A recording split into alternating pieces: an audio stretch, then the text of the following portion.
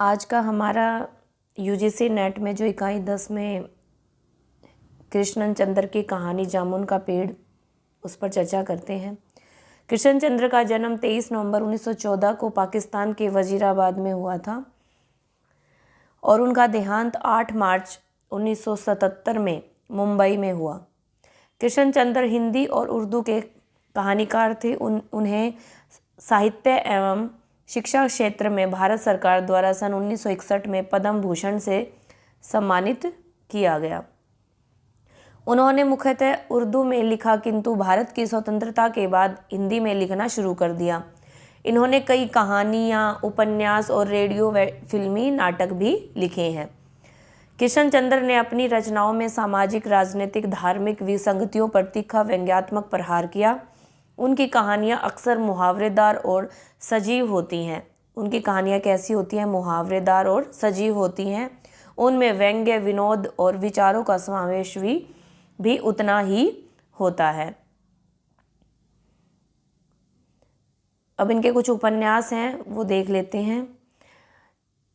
कृष्ण चंद्र के जो उपन्यास हैं वो हैं एक गधे की आत्मा, एक वायलिन समुंदर के किनारे, एक गधा नेफ में, तूफान की कलियां, आसमान रोशन है, जब खेत जगे, कार्निवॉल,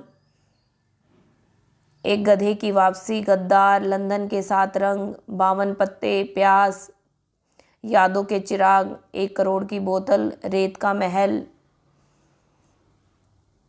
कागज की नाव, चांदी का घाव, दिल, दौलत और दुनिया, प्यासी धरती, प्यासे लोग, काफ़ी बार पेपर में पूछा गया है, पराजय, धन गांव की कहानी, हांगकांग की हसीना। ये इनके क्या है? उपन्यास।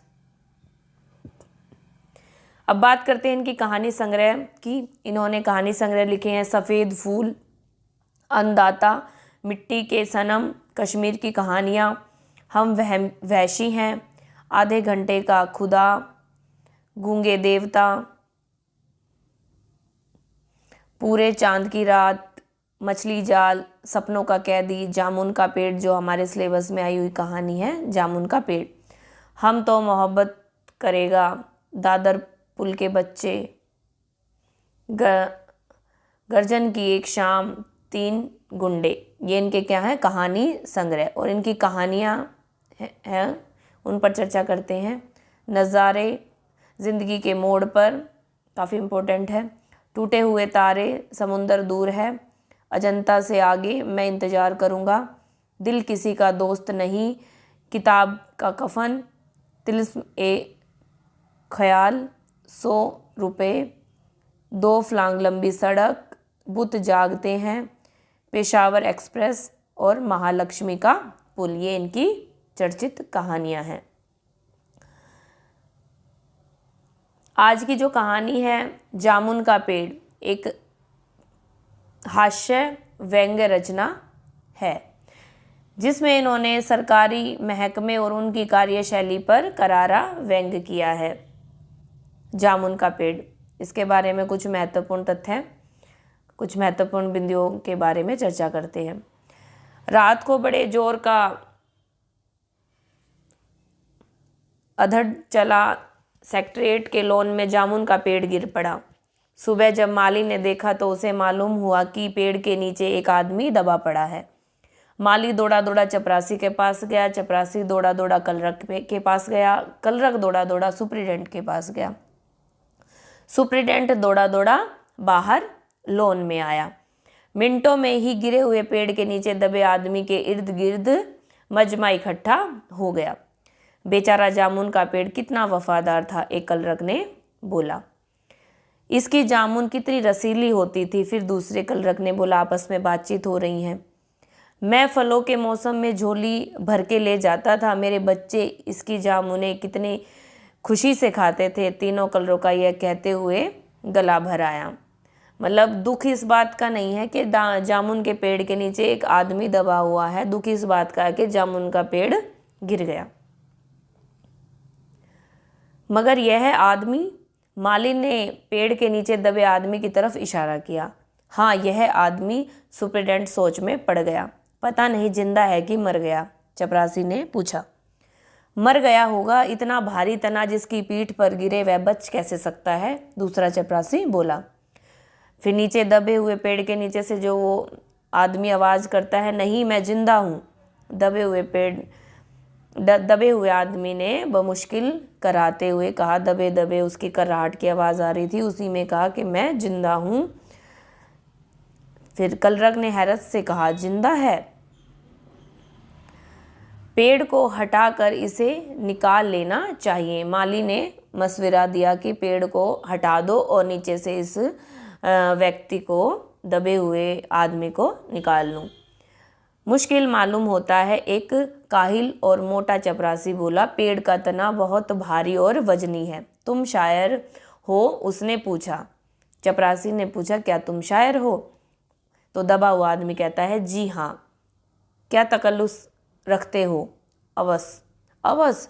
सचिव जोर से चीखा, जो उस भीड़ में खड़ा था। सचिव अवस की, जब उसने बोला कि अवस, तो अवस सचिव जोर से चीखा, क्या तुम वही हो जिसका मजमुआ कलाम ए अस्क के फूल हाल ही में प्रकाशित हुआ है? दबे हुए शायर ने इस बात पर सिर हिला दिया। क्या तुम हमारी अकादमी के मेंबर हो? सचिव ने पूछा। तो दबा हुआ आदमी कहता है, नहीं। हैरत है, इतना बड़ा शायर, अवस के फूल का लेखक और हमारी अकादमी का मेंबर नहीं है। उफ उफ, कैसी गलती हो गई हमसे। कितना बड़ा शायर और कैसे गुमनामी के अंधेरे में दबा पड़ा है। मतलब उसको निकालने का कोई वो तकल्लुफ़ नहीं उठा रहा, सब उसको कि ये शायर है। अब गुलामी के अंधेरों में नहीं, बल्कि एक पेड़ के नीचे दबा हुआ। भगवान के लिए मुझे इस पेड़ के नीचे से निकालिए। दबा हुआ आदमी कहता है कि मैं गुमनामी के अंधेरे में नहीं दबा हुआ, फिलहाल तो इस पेड़ के नीचे दबा हुआ हूँ, मुझे निकालने का कष्ट करें। अभी बंदोबस्त करता हूँ। सचिव फौरन बोला और फौरन जाकर उसने अपने विभाग में क्या है, रिपोर्ट दी। दूसरे दिन सचिव भागा भागा शायर के पास आया और बोला, मुबारक हो, मिठाई खिलाओ, हमारी सरकारी अकादमी ने तुम्हें अपनी साहित्य समिति का सदस्य चुन लिया है। ये लो ऑर्डर की कॉपी। मगर मुझे इस पेड़ के नीचे से तो निकालो, दबे हुए आदमी ने कर्रा कर कहा। उसकी सांस बड़ी मुश्किल से चल रही थी और उसकी आंखों में मालूम होता था कि वह बहुत कष्ट में है। मतलब दबा दबा उस तने का इतना भारी वजन उसके ऊपर था कि वो दबा दबा कर रहा था कि मुझे इस पेड़ के नीचे से निकालो। यह हम नहीं कर सकते, सचिव ने कहा। जो हम कर सकते थे वह हमने कर दिया है, बल्कि हम तो यहाँ तक कर सकते हैं कि अगर तुम मर जाओ तो तुम्हारी बीवी को पेंशन दिला सकते हैं। अगर तुम आवेदन दो तो हम यह भी कर सकते हैं। मतलब वो मरा है नहीं पहले ही कि तुम आवेदन कर दो मरने से पहले ही कि तुम्हारी बीवी को फिर तुम्हारे मरने के बाद पेंशन मिल जाएगी। फिर दबा हुआ आदमी कहता है, मैं अभी जिंदा हूँ, मुझे जिंदा रखो। मुसीबत यह है। सरकारी अकादमी का सचिव हाथ मलते हुए बोला, हमारा विभाग सिर्फ संस्कृति से ताल्लुक़ रखता है। आपके लिए हमने वन विभाग को लिखा है कि पेड़ ऊपर गिरा है तो तुम्हारे ये काम किसका है, वन विभाग का है। अर्जेंट लिखा है कि तुरंत कार्रवाई होगी, हमने लिख दिया है वन विभाग को। शाम को माली ने आकर दबे हुए आदमी को बताया कि कल वन विभाग के आदमी आकर इस पेड़ को काट देंगे और तुम्हारी जान बच जाएगी। माली बहुत खुश था। हालांकि दबे हुए आदमी की सेहत जवाब दे रही थी, मगर वह किसी न किसी तरह अपनी ज़िंदगी के लिए लड़े जा रहा था। कल तक सुबह तक किसी न किसी तरह उसे जिंदा रहना था। दूसरे दिन जब वन विभाग के आदमी आरी कुल्हाड़ी लेकर पहुंचे तो उन्हें पेड़ काटने से रोक दिया गया। मालूम हुआ कि विदेश मंत्रालय से हुक्म आया है कि इस पेड़ को ना काटा जाए। वजह यह थी कि इस पेड़ को 10 साल पहले पिटोनिया के प्रधानमंत्री ने सेक्रेटेरिएट के लॉन में लगाया था। अब यह पेड़ अगर काटा गया तो इस बात का पूरा अंदेशा है कि पिटोनिया सरकार से हमारे संबंध हमेशा के लिए बिगड़ जाएंगे। कहने का मतलब है कि ये पेड़ वन विभाग के कर्मचारी नहीं काट सकते, क्योंकि ये पेड़ तो विदेश मंत्रालय के हुक्म से आया हुआ था। यह बाहर से मंगाया हुआ पेड़ है जो कि पिटोनिया के प्रधानमंत्री ने सेक्रेटेरिएट के लोन में हमारे यहाँ लगाया था और हम उनकी बिना आज्ञा के इसको नहीं काट सकते। मगर एक आदमी की जान का सवाल है, एक कलरक गुस्से से चिल्लाया। दूसरी तरफ दो हुकूमतों के ताल्लुकात का सवाल है। दूसरे कलरक ने पहले कलरक को समझाया, और यह भी तो समझ लो कि पिटोनिया सरकार हमारी सरकार की कितनी मदद देती है, हमारी सरकार को कितनी मदद देती है। क्या हम इनकी दोस्ती खातिर एक आदमी की ज़िंदगी को भी कुर्बान नहीं कर सकते? शायर को मर जाना चाहिए। बिल्कुल। अंडर सेक्रेटरी ने सुप्रिटेंडेंट को बताया, आज सुबह प्रधानमंत्री दौरे से वापस आ गए हैं। आज 4 बजे विदेश मंत्रालय इस पेड़ की फाइल उनके सामने पेश करेगा। जो फैसला देंगे वही सबको मंजूर होगा। शाम 4 बजे खुद सुप्रिटेंडेंट शायर की फाइल लेकर उसके पास आया। सुनते हो? शायर को उसने आवाज़ लगाई, दबे हुए को व्यक्ति जो था।